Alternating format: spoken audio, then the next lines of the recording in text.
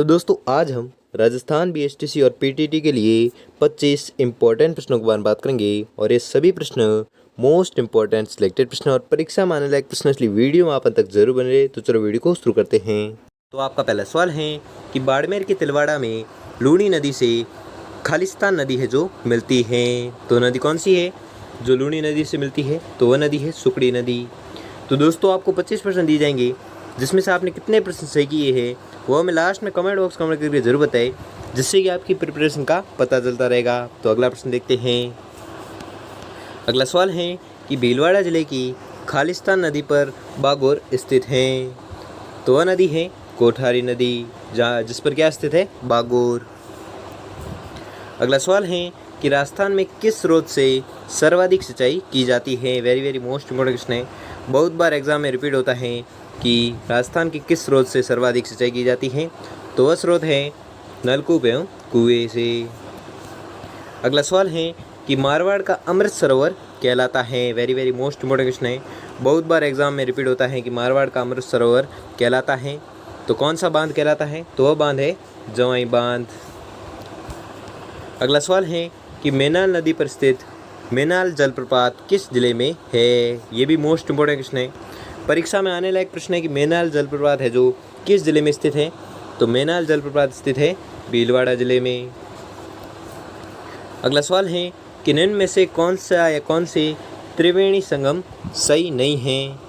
तो वह संगम है सभी सही हैं, ठीक है। ऑप्शन नंबर द है जो आपका राइट आंसर हो जाएगा।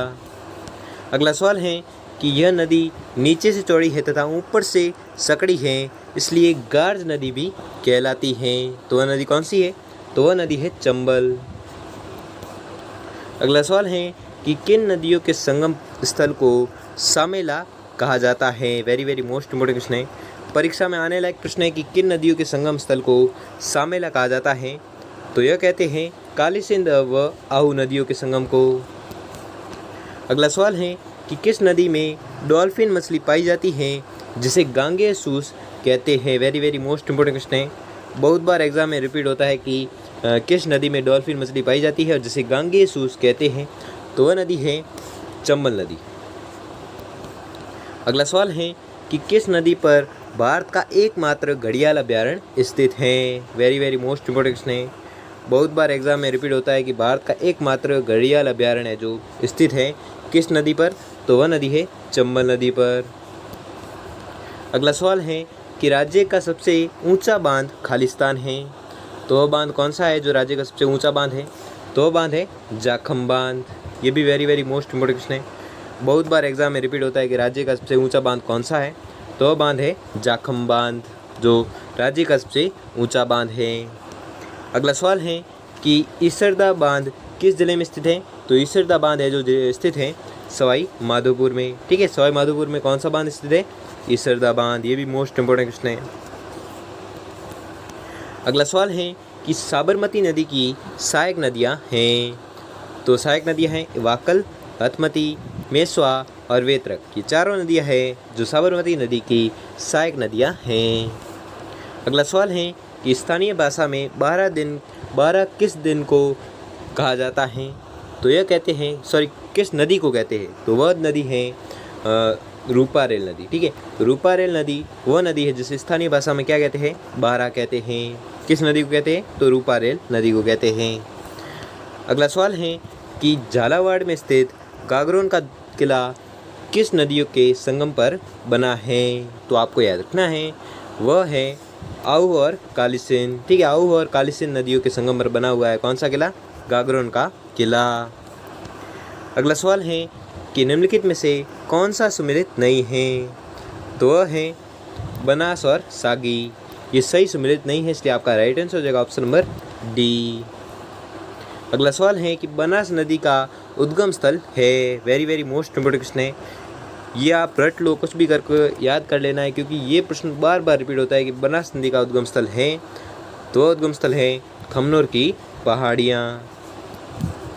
अगला सवाल है कि कोठारी नदी का प्रवाह क्षेत्र है, तो वह क्षेत्र है राजसमंद और भीलवाड़ा। अगला सवाल है कि कौन सी नदी अरब सागर में नहीं गिरती है? तो वह नदी है मानसी नदी। अगला सवाल है कि लूणी नदी का उद्गम स्थान निम्न जिले में है। तो वह जिला है अजमेर। अगला सवाल है कि चंद्रभागा एवं कोठारी नदी किस अपवाह तंत्र का भाग है।